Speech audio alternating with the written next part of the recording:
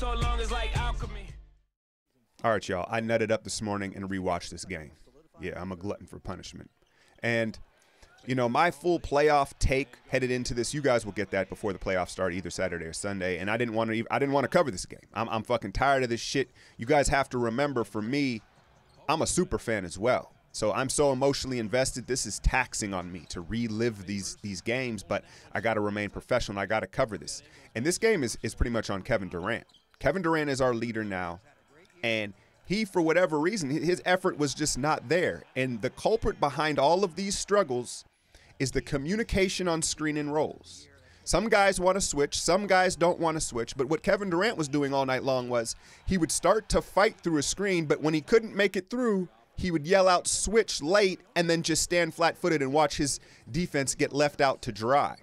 But I would argue that that's almost a positive. If I would have went back this morning and watched this game and saw that we were actually giving a maximum effort or a quality effort, how disturbing and disheartening would that have been as Warrior fans, right? So the effort wasn't there, I'm telling you right now.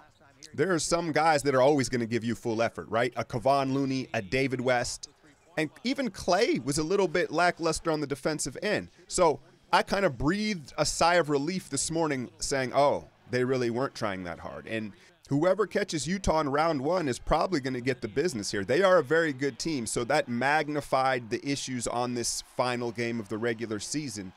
But again, Zaza, I don't know if we can play him. When he gets put in a pick and roll, they're asking him to show and recover, and he can do neither.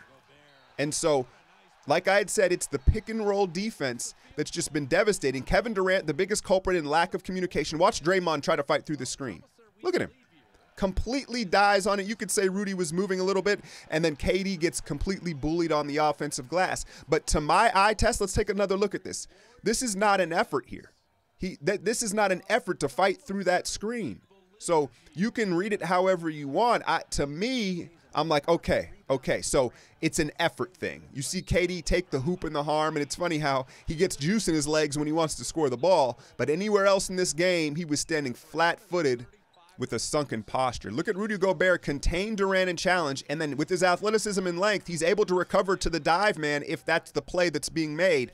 Draymond has a real problem throwing the ball to the outside of a curler's hand. He's got to put it in their pocket. There's a turnover at least once a game where he throws it to outside of the body of the moving teammate. Now, here's a play where it's Jim's brought this up over and over again. It's dribble penetration is sucking in our defense and our help. Why does Ingles just blow by Kevin Durant here? Answer me this. The screen's not there. Just look at the effort. It speaks for itself. You see Clay with a nice closeout, but at this point it's too late. Utah's dialed in, the hottest team in the league at home, so that's what you're going to get with this type of effort. Ask me this question too, and I hate to be negative Nancy here, but when has Draymond ever hit a corner three? Should Draymond really be shooting corner threes? I don't recall him ever shooting. When JaVale came in the game, and JaVale's one of those guys, like an energy guy, right? It doesn't matter the situation. He's going to play hard. He might play reckless. He might make some mistakes, but you're going to get a full effort out of him. Clay off the screen, and he got to his 20-point stat line. Obviously, that was the story with Kerr putting him in late in the fourth quarter to get that on 27 shots. But I don't really have a problem with that. You know what I'm saying? But I did think it was interesting that someone had pointed out, like, that's just not the Warriors' mentality of the past. They never stat chased, right? And so things change. Nothing remains the same, as we know, as we get older, right? And there's Draymond flopping. And here's my question. If they're not going to try hard, right, and they're not going to give a full effort, then why play in this game? Remember I had brought up, are we going to play our All-Stars?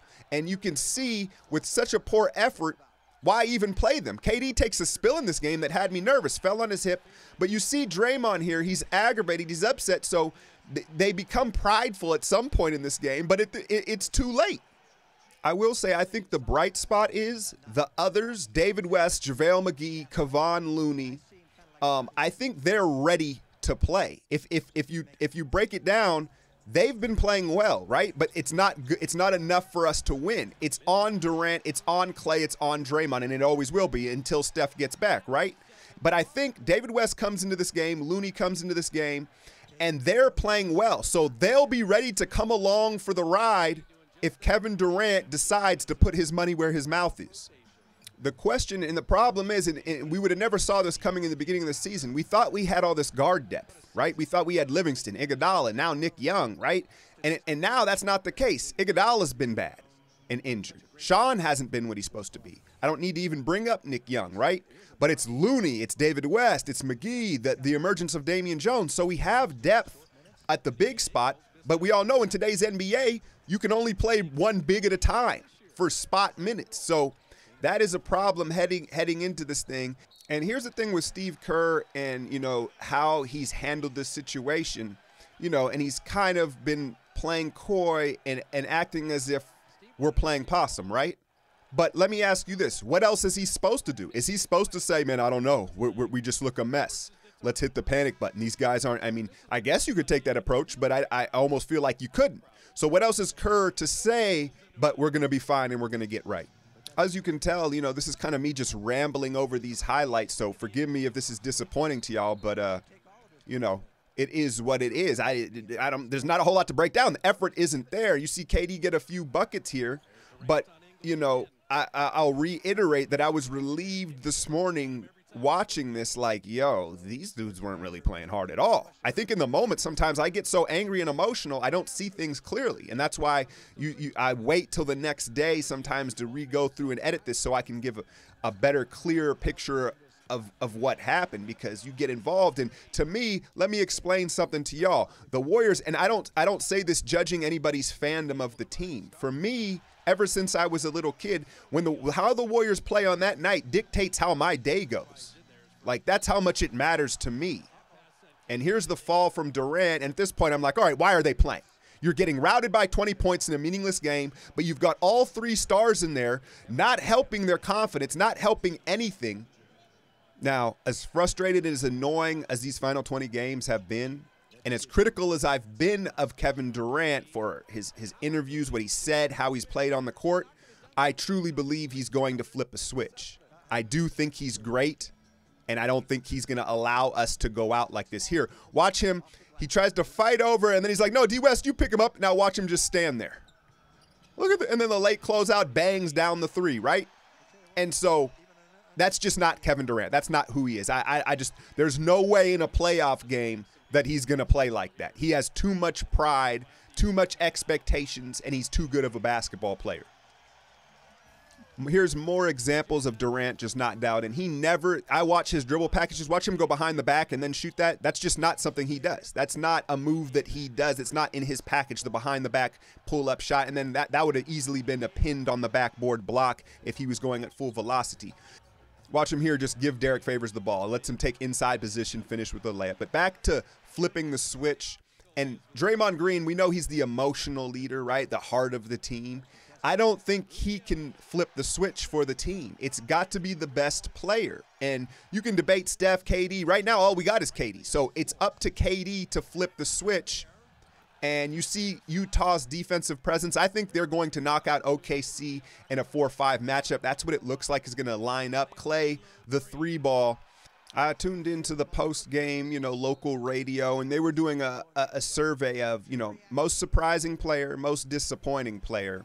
And I think they had best player. And, I guess for me, my most disappointing player, I think the easy answer is Nick Young, right? But I never was a Nick Young fan. So he didn't disappoint me the most because I already knew what time it was with that dude. The most disappointing player to me, I think after thinking about it, is Draymond Green. His defensive effort, his percentages, his turnovers, you could argue he's regressed in what should be the prime of his career. And now you're looking at that man, Kevon Looney, is the biggest surprise to me. Bigger than Quinn Cook. Because Kevon Looney, it was questionable if he was going to be able to play basketball with the hip surgeries, right? It looked like he wasn't going to be in the NBA. And now it looks like he's going to have a key role on this team in the playoffs. Best player, I think Steph would have gotten it if he would have had a full healthy season. But by default, you got to go Durant. And these final 20 games have been very ugly. I've been very critical of him. And clearly, he's not mentally as strong as Steph Curry. I don't think he is, and I don't think he's the leader that Steph Curry is. And that is in part why he came to this team. But in order to make it out of the first round and survive till our leader returns, we're going to need the Hall of Fame caliber MVP Kevin Durant to show himself. I'm out, y'all.